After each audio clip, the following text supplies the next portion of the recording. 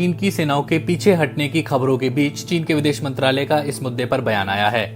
चीन ने कहा है कि दोनों देश सीमा पर तनाव कम करने की दिशा में आगे बढ़ रहे हैं।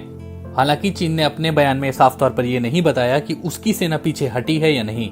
समाचार एजेंसी रॉयटर्स ने चीनी विदेश मंत्रालय के प्रवक्ता चाओ लिजियान से पूछा, भारतीय मीडिया की खबरों के मुताबिक चीन गलवान घाटी, जहां दोनों देशों के बीच झड़प हुई थी, वहां से टेंट और उपकरण लेकर पीछे हटा है।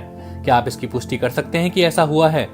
इसके जवाब में चाओ लिजियान ने कहा, चीनी और भारतीय सैनिकों ने 30 जून को कमांडर स्तर की वार्ता के तीसरे दौर का आयोजन किया। दोनों ही पक्षों के बीच सहमति बनी कि वो उन बातों पर अमल करेंगे जिसके लिए पिछले 2 राउंड के कमांडर स्तर की बातचीत में सहमति बनी थी, और हमने सीमा पर तनातनी कम करने की दिशा में प्रभावी कदम उठाए हैं। हमें उम्मीद है कि भारत भी अपनी तरफ से इतनी ही दूरी तय करेगा।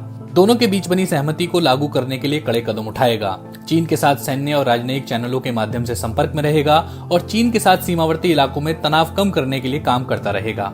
रॉयटर्स के मुताबिक सोमवार को उठाए गए कदम एलएसी पर भारत और चीन के बीच तनातनी कम करने की दिशा में महत्वपूर्ण थे, लेकिन सेना की सतर्कता, उनकी तैयारियों और लंबे समय के लिए लद्दाख के पहाड़ी इलाकों में हो रही तैयारियों पर इसका बहुत असर नहीं होगा। जानकारों का कहना है कि सेना को सीमा की नई वास्तविकताओं से निपटने के लिए तैयार रहना होगा, जहां पिछले महीने 5 दशकों में सबसे अधिक खून बहा था। इसका सबसे बड़ा कारण दोनों सेनाओं के बीच उच्च स्तर का अविश्वास है, जो कि पिछले 9 हफ्तों में सीमा पर हुई घटनाओं के कारण पैदा हुआ है। दोनों देशों के बीच कमांडर स्तर की बातचीत के बाद गलवान सेक्टर में दोनों देशों की सेनाओं ने पीछे हटने की प्रक्रिया शुरू की। बावजूद इसके 15 जून को गलवान घाटी में हिंसक झड़प हुई। गलवान घाटी की हिंसा के घाव अभी ताजा हैं और उन्हें भरने में समय लगेगा। कहा जा रहा है कि दोनों देशों के बीच तनाव कम करने की प्रक्रिया में भारत दोगुनी सतर्कता बरत रहा है और हर कदम सावधानी से उठा रहा है। इसका मतलब है कि पूरी प्रक्रिया में काफी समय लग सकता है। रॉयटर्स ने सेना के एक वरिष्ठ अधिकारी के हवाले से बताया कि तनाव वाले इलाकों में शुरुआती कदम उठाने में ही 2 से 3 हफ्तों का समय लग सकता है। इसके बाद ही सेना के कमांडरों के बीच बैठक होगी और फिर अगला कदम उठाया जाएगा। इसका मतलब है कि सेना की तैनाती कुछ महीनों नहीं तो हफ्तों तक तो खिंचेगी ही। सेना को इस बात की भी चिंता है कि शुरुआती कदम उठाए जाने के बावजूद जब तक चीनी सेना एलएसी के करीब बड़ी संख्या में मौजूद है, चीन कभी भी उल्टी दिशा में चल सकता है। इसलिए भारतीय सेना अपनी तरफ से ढील नहीं देगी, न ही इलाकों से सैनिक कम करने के बारे में सोचेगी। सेना और बड़े हथियारों को धीरे धीरे हटाया जाएगा, इस बात को ध्यान में रखते हुए कि दूसरा पक्ष कितनी सेना या हथियार हटा रहा है। रविवार को राष्ट्रीय सुरक्षा सलाहकार अजीत डोभाल और चीन के विदेश मंत्री वांग यी के बीच बातचीत हुई। दोनों ही देशों ने सेनाओं के पीछे हटने और सीमा पर शांति कायम करने के लिए सहमति जताई।